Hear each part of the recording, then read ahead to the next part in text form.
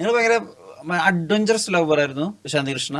പ്രേമത്തിന് വേണ്ടി ഏതറ്റം വരെയും പോകുന്ന. അയ്യോ അങ്ങനെ ഒന്നുമില്ല. ആ I just happen to fall in love. അത് നമുക്ക് ഒരിക്കലും അതിനു വേണ്ടി നമ്മൾ നടക്കുക എന്നൊക്കെ പറയാൻ പറ്റില്ലല്ലോ. നമ്മൾ ആൾക്കാരുടെ അടുത്ത് ചോദിക്കുമ്പോൾ അവർക്ക് പറയാൻ പറ്റും ലവ് ഒരിക്കലും പറഞ്ഞിട്ടല്ല വരുന്നത്, നമ്മൾ അറിയാതെ തന്നെ നമ്മൾ ചിലപ്പോൾ ഒരാൾക്ക് മനസ്സ് അങ്ങ് കൊടുത്തു പോകും. അപ്പൊ അതുപോലെയാണ് ഞാൻ. First and foremost physical attraction ഉണ്ടാവും, because he was very handsome. അപ്പൊ നാച്ചുറലി ഞങ്ങളുടെ കൂടെ അഭിനയിക്കുമ്പോഴും പെരുമാറ്റവും നമ്മുടെ അടുത്ത് സംസാരിക്കുന്ന രീതിയും ഒക്കെ കണ്ട് നാച്ചുറലി നമുക്ക് അതൊരു ആ ഒരു ഏജുമാണ്. ഐ വാസ് ജസ്റ്റ് 18-19 ആണ് ഞാൻ കല്യാണം കഴിച്ചത്. ഐ തിങ്ക് ജസ്റ്റ് 19 കഴിഞ്ഞ് 20th ഇയറിലാണ്. 20ാമത്തെ വയസ്സിൽ. ഇന്നത്തെ കാലത്ത് ഏതെങ്കിലും പെൺകുട്ടി 20ാമത്തെ വയസ്സിൽ കല്യാണം കഴിക്കണം തോന്നുന്നു. ഇപ്പൊ എന്റെ മോക്ക് 21 അവള് എത്ര കാലം ഡേറ്റ് ചെയ്തു? 2 മാസോ? ഡേറ്റിംഗ് ഒന്നും ഇല്ലായിരുന്നു. എന്റെ അമ്മ കൂടെ ഉണ്ടായിരുന്നു. എന്നിട്ടും അമ്മ ഇങ്ങനെ മിഴിച്ചൊക്കെ നോക്കും എന്നെ. പക്ഷെ എന്റെ മൈൻഡിൽ കത്തൊക്കെ ഉണ്ടായിരുന്നു. ഫോൺ ഞാൻ ബോംബെയിൽ പോകുമ്പോൾ പുള്ളി മദ്രാസിലൊക്കെ ചെന്നൈയിലൊക്കെ ഉള്ള സമയത്ത് എനിക്ക് എപ്പോഴും അപ്പോൾ ഫോൺ അടിക്കുമ്പോൾ തന്നെ മനസ്സൊക്കെ ഇങ്ങനെ ബട്ടർഫ്ലൈസ് എന്നൊക്കെ പറയുന്ന പോലെ ഫോണൊക്കെ പോയി എടുക്കുക, എന്നിട്ട് ആരും കാണാതെ ഇങ്ങനെ പതുക്കെ വന്നിട്ട് ഫോണ് സംസാരിക്കുക. അപ്പോൾ നമുക്ക് ഇങ്ങനെ കുഴഞ്ഞു കഴിഞ്ഞാൽ അതൊക്കെ ടിപ്പിക്കലാണ്.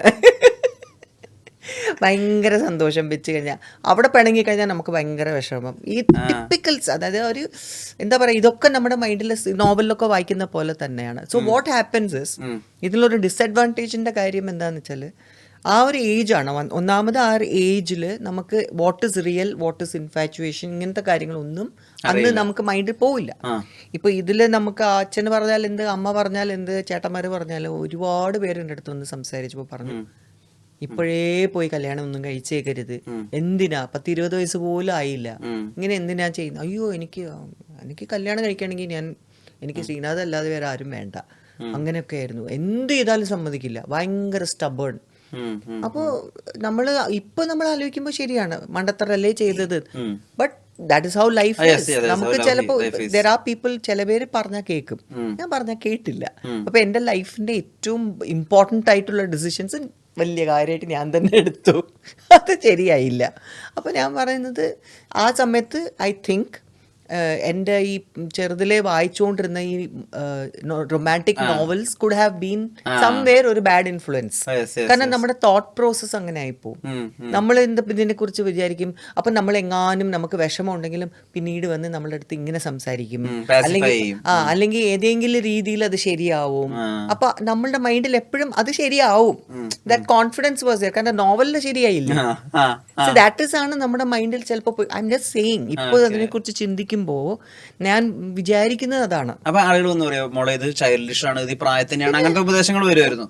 എത്ര പേര്, എൻ്റെ അമ്മാവനൊക്കെ വന്നിട്ട് പറഞ്ഞു, ഞാൻ എനിക്ക് വേറെ എവിടെയെങ്കിലും ജോലി വാങ്ങിച്ചു തരാം, നീ സിനിമയൊക്കെ നിർത്തിക്കും, വേറെ എവിടെയെങ്കിലും പോ, അപ്പൊ നിനക്ക് ഇഷ്ടം ട്രാവൽസ് അല്ലേ, അപ്പൊ അപ്പൊക്കെ ട്രാവൽസ് ആണ്, അപ്പൊ ട്രാവൽസ് അവിടെ പോയി, എനിക്ക് അറിയാവുന്ന ഒരു കടയുണ്ട്, ഐ മീൻ ഒരു ട്രാവൽസ് ഉണ്ട്, അവിടെ നിനക്ക് ജോലി വാങ്ങി, നിനക്ക് അത് ഇഷ്ടമല്ല, ഞാൻ അത് ചെയ്യാം, പക്ഷെ കല്യാണം കഴിക്കുകയാണെങ്കിൽ.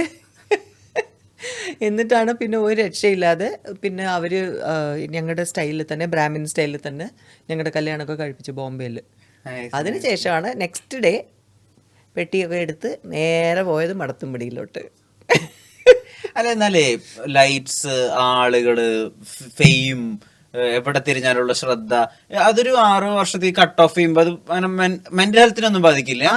I don't think so. I mean depends on the person. അതായത് ഇപ്പോൾ നമ്മളിപ്പോൾ ഏത് രീതിയിലാണ് ഒരു സിറ്റുവേഷൻ കൈകാര്യം ചെയ്യുന്നത്, എങ്ങനെ, എല്ലാവരും ഡിഫറെൻ്റ് ആണ്. ഇപ്പൊ എൻ്റെ കാര്യം തന്നെ, ഇപ്പൊ എൻ്റെ ലൈഫിന്റെ അപ്സ് ആൻഡ് ഡൗൺസ് ഒക്കെ നിങ്ങൾ കേട്ട് കഴിഞ്ഞാൽ നിങ്ങൾക്ക് ഒരിക്കലും വിചാരിക്കാൻ പറ്റില്ല ശാന്തികൃഷ്ണൻ ഇങ്ങനെ ചിരിച്ചുകൊണ്ടിരിക്കുന്നത്. It's like that. ബിക്കോസ് എന്നെ തന്നെ സ്വയം ഞാൻ അത്ഭുതപ്പെട്ടിട്ടുള്ള കാര്യങ്ങളാണ്. മേ ബി എൻ്റെ പേരൻസിൻ്റെ അപ്ബ്രിങ്ങിങ്ങിലോ സം വേർ ദാറ്റ് ആ ഒരു സെക്യൂരിറ്റി, അതായത് ഒരു ഫാമിലിയുടെ സെക്യൂരിറ്റി, അത് 100% നമുക്ക് അത്യാവശ്യമാണ്. കാരണം അല്ലെങ്കിൽ ഫ്രണ്ട്സ് ഉണ്ടാവണം, യുനോ, ആരെങ്കിലും വളരെ സ്ട്രോങ് ആയിട്ട് നമ്മളെ ഇങ്ങനെ എനിക്ക് മോറൽ സപ്പോർട്ട് തരണം ആ സമയത്തൊക്കെ. അപ്പോൾ അങ്ങനെയൊക്കെ വരുമ്പോഴാണ് ഇവരുടെ ഒരു സെക്യൂരിറ്റിയിലാണ് നമ്മൾ ഒരു ഇതുപോലത്തെ വൃത്തികെട്ട സിറ്റുവേഷനിൽ എന്തെങ്കിലും ഉണ്ടെങ്കിലോ അല്ലെങ്കിൽ കഷ്ടപ്പെട്ട എന്തെങ്കിലും സിറ്റുവേഷനിൽ നിന്ന് കരകയറാൻ പറ്റുന്നത്. സോ ഞാൻ ഒരു കാര്യം പറയുന്നത് എന്താ എപ്പോഴും പറയുന്നത്, എൻ്റെ ലൈഫിൻ്റെ സിറ്റുവേഷൻസ് അങ്ങനെയൊക്കെ വരുമ്പോഴെല്ലാം സിനിമയാണ് എനിക്ക് എന്നെ വിളിച്ചതും എന്നെ കരകയറ്റിയതും എന്ന് പറയാം. ബിക്കോസ് സംഹൗ ദൈവത്തിൻ്റെ ഒരു അനുഗ്രഹമാണോ അച്ഛനമ്മയുടെ ഒരു അനുഗ്രഹമാണോ എന്തായാലും അങ്ങോട്ട് തേടി പോകേണ്ട വന്നിട്ടില്ല, എല്ലാം ഇങ്ങോട്ട് വരും ചെയ്തു സിനിമ. കറക്റ്റ് നമ്മുടെ ആ ഒരു പീരിയഡ്സിൽ കറക്റ്റ് ടൈമിൽ സിനിമ വരും, എന്നെ വിളിക്കും വാ എന്ന് പറഞ്ഞിട്ട്. അത് ഇല്ലായിരുന്നുവെങ്കിൽ എനിക്ക് അറിഞ്ഞൂടാ എൻ്റെ ജീവിതം എന്നുമായിരുന്നു. ബിക്കോസ് നമുക്ക് ഒന്നും ചെയ്യാനും ഇല്ല, നമുക്കൊന്നും പറയാൻ പറ്റില്ലാത്ത സിറ്റുവേഷൻ ആണെങ്കിൽ I don't know mental health എങ്ങനെ ആയിരിക്കും എന്ന്. സോ ഇറ്റ് ക്യാൻ, നമുക്ക് ഇങ്ങോട്ടും പോവാം ഇങ്ങോട്ടും പോവാത്ത സിറ്റുവേഷൻസ് വരാം. കിളി പോയാനാ സിനിമ ഇല്ലായിരുന്നെങ്കിൽ. കിളി ഇപ്പോഴും കുറച്ച് പോയതാണ്. No but what I am saying is seriously നമുക്ക് സപ്പോർട്ട് വേണം. You need moral support, family first, പിന്നെ ഡെഫിനറ്റ്ലി ഫ്രണ്ട്സ്. ആരെങ്കിലുമൊക്കെ നമ്മുടെ കൂടെ, നമ്മുടെ സിൻസിയറായിട്ട് നമ്മുടെ കൂടെ നിൽക്കുന്നു എന്ന് നമുക്ക് ആ ധൈര്യമുണ്ടെങ്കിൽ നമുക്ക് ലൈഫിൽ ഹാപ്പി ആയിട്ട് അല്ലെങ്കിൽ എന്ത് സിറ്റുവേഷൻ നിന്നും കരകയറാൻ പറ്റും. ബട്ട് മാം, ഞാൻ എപ്പോഴും ശ്രദ്ധിച്ചിട്ടുള്ളൊരു കാര്യം, മാം എപ്പോഴൊക്കെയാണോ ശ്രീനാഥിനെ പറ്റി പറയുന്നത് ഒരു തരി പോലും ഹെയ്റ്റ് ഇല്ലാതാ പറഞ്ഞിട്ടുള്ളത്. ബിക്കോസ് എൻ്റെ ബേസിക് ഒരു നേച്ചറും കൂടി അതാണ്. എന്നെ ചെകിടത്ത് ആരെങ്കിലും അടിച്ചാൽ പോലും ഞാൻ ഇങ്ങോട്ട് ഗാന്ധിജിയല്ല എന്നാൽ പോലും ഞാൻ പിന്നെ ഐ ഡോണ്ട് നോ, സംഭവം ആ സമയത്ത് ഞാൻ അവരുടെ സൈഡിൽ നിന്ന് ചിന്തിക്കും.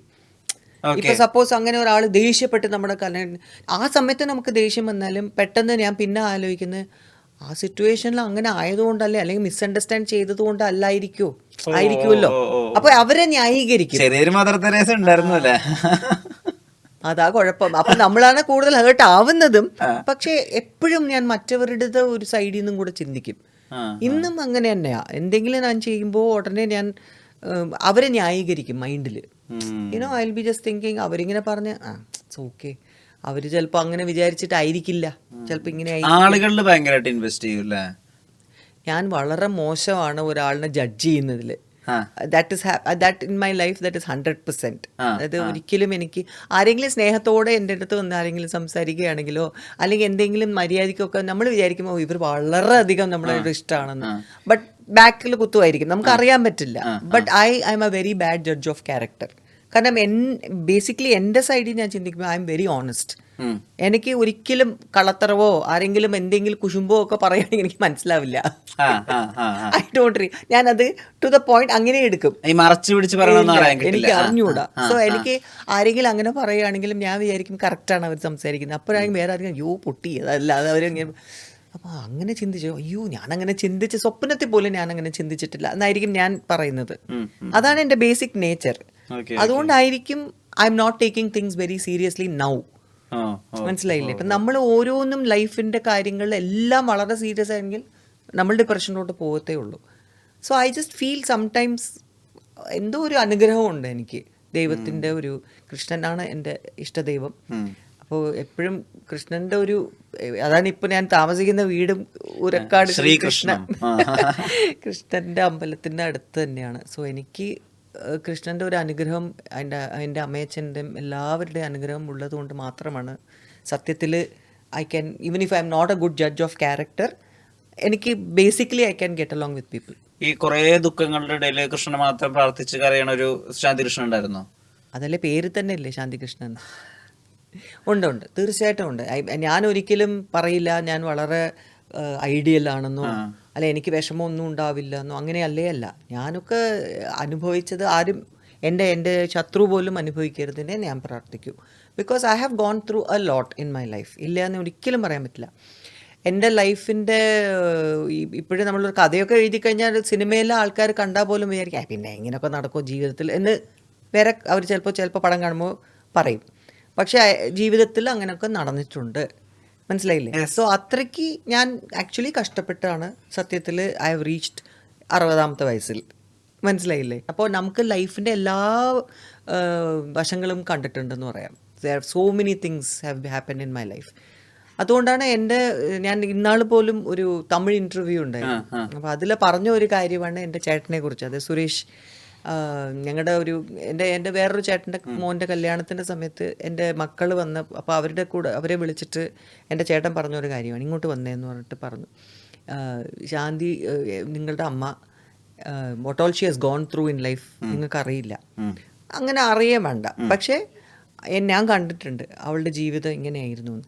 അത്രയ്ക്ക് കഷ്ടപ്പെട്ട് അത്രയ്ക്ക് അവൾ വിഷമിച്ചിട്ട് വേറെ ആരും ഉണ്ടാവില്ല. അവളുടെ കഥ എഴുതാം നമുക്ക് അവളെക്കുറിച്ച്. പക്ഷേ ഇന്നും അവളിങ്ങനെ ചിരിച്ചുകൊണ്ടിരിക്കുകയാണെങ്കിൽ സംഹൗ അതിൽ നിങ്ങളുടെ എല്ലാവരുടെയും ഒരു ഒരു സ്നേഹമുണ്ട്. ആ സ്നേഹം ഒരിക്കലും കളയരുത്. അവളുടെ ചിരി ഒരിക്കലും ആയരുത്. You should make sure that she is always happy. You make sure she always keep smiling എന്ന് ചേട്ടൻ അവരുടെ അടുത്ത് പറഞ്ഞ്, പിള്ളേരുടെ അടുത്ത്. അപ്പോൾ ഞാനൊന്ന് വിചാരിക്കും, ഇപ്പോൾ ചേട്ടൻ എന്തോരം കാര്യങ്ങളായിരിക്കും നോട്ടീസ് ചെയ്തിട്ടുണ്ടാവുക എന്ന്. നമ്മളുടെ മുമ്പിൽ കാണിച്ചില്ലെങ്കിൽ തന്നെ the love they all my brothers have for me it's something touch wood. നമ്മൾക്ക് എന്താ പറയുക, നമുക്കതൊരു നിധിയാണ് സത്യത്തിൽ. സത്യം, തീർച്ചയായിട്ടും, ആബ്സല്യൂട്ട്ലി. ഇങ്ങനത്തെ ഒരു ഫാമിലി എനിക്ക് എൻ്റെ ജീവിതത്തിൽ ഉണ്ടായത്, ഞാൻ ആ ഫാമിലിയിൽ ജനിച്ചത് തന്നെ എൻ്റെ ഒരു വലിയൊരു ലക്കാണ് സത്യത്തിൽ.